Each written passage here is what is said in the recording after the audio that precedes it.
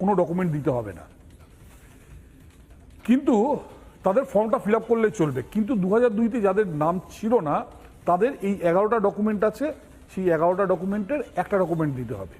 এবার ঘটনা হচ্ছে যাদের নাকি 2002-তে বয়স হয়নি, তাদের মানে যাদের 18 বছর হয়নি, তাদের ক্ষেত্রে তাদের বাবা মার যে রেকর্ড আছে সেই রেকর্ডটা দিতে হবে।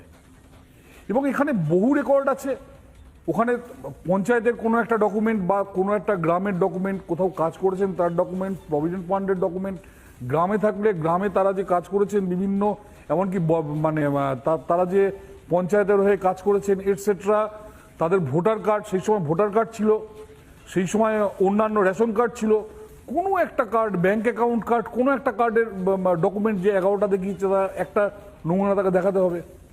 এটা তো হতে পারে না। কিংবা ডেথ সার্টিফিকেট তো প্রত্যেকটা মানুষের রেখে দেওয়া দরকার।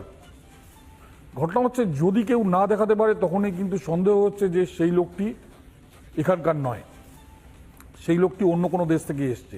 1947 সালে একটা বড় অংশের বিহারি, হিন্দিভাষী এবং উর্দুভাষী তারা চলে গেছিল বাংলাদেশে, এবং তারা 71-এর যুদ্ধে, কাইন্ডলি নোট 71-এর যুদ্ধে তারা পাকিস্তানকে সমর্থন করেছিল, যাদের ইনস্টলমেন্টে বাংলাদেশ পরবর্তীকালে দেশ থেকে তাড়িয়েছে, এবং তাদের কাছে বাংলাদেশের কোনো নথি নিয়ে তারা ফিরতে পারেনি।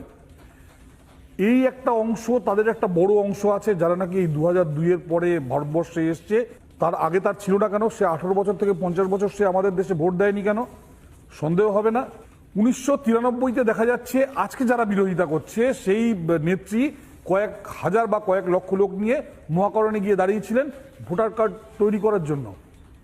2005-এ দেখা যাচ্ছে সেই নেত্রী বাংলাদেশ থেকে লোক এসছেন বলে, এবং সেই নেত্রী না, আমি বলি তৃণমূল নেত্রী মমতা ব্যানার্জি সেই সময় 2005-এ সংসদে কাগজ ছুঁড়ে মেরেছিলেন, বলেছিলেন যে এই মোটা কাগজ দিচ্ছি, এখানে সব বাংলাদেশি এবং এটসেট্রা এদের নাম আছে। তাহলে আজকে যখন সংশোধন করা হচ্ছে তখন কেন আপনি অবজেকশন দিচ্ছেন?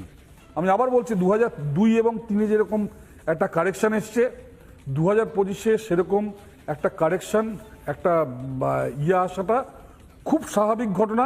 এর মধ্যে কোনো হচ্ছে না। আমার বিশ্বাস যে 100% লোক যারা এদেশের বাসিন্দা, সেই 100% মানুষ, আমি আপনাকে দায়িত্ব নিয়ে বলছি, তারা পেপার সাবমিট করতে পারবে। যারা এদেশের বাসিন্দা নয়, যারা বাইরে থেকে কাটাতার টপকে এসছে, বা ওই বারাসাতের ওই রত্না বিশ্বাস, তাদের ধরে যারা আমাদের দেশে আধার কার্ড পেয়েছে বা ভোটার কার্ড জোগাড় করেছে, তারা এই কার্ড দেখাতে পারবে না।